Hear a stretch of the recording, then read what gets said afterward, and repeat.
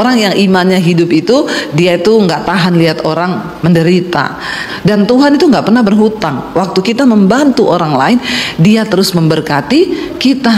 Sebab firman Tuhan berkata, Allah yang menyediakan benih bagi para penabur.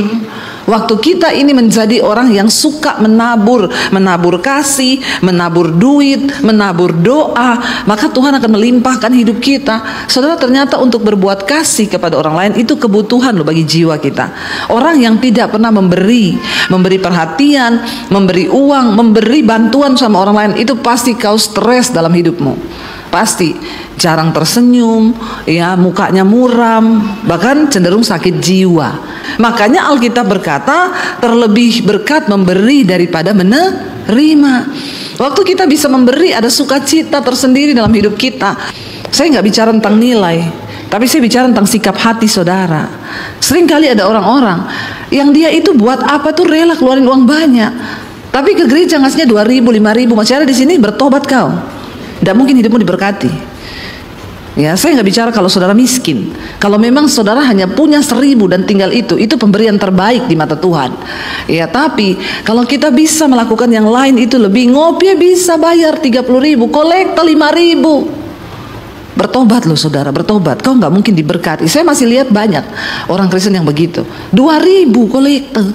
Ya Tuhan, ya.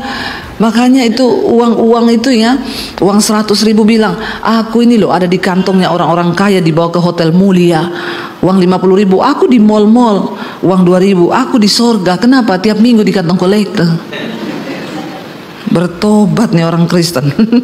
Ya, saya ini mau bilang sama saudara, kalau saudara itu sama Tuhan aja hitung-hitungan, maka Tuhan hitung-hitungan loh sama kita. Ini bukan soal jumlah ya, saya nggak bicara soal nilai, tapi sikap hatimu loh.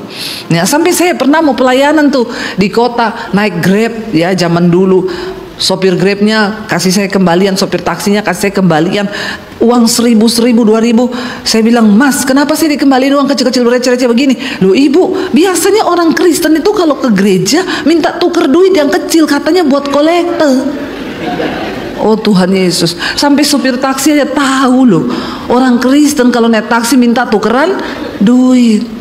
Ya, ke warung tuker duit, ke kafe nggak pernah tuker duit, nonton bioskop nggak pernah tuker duit. Bertobat.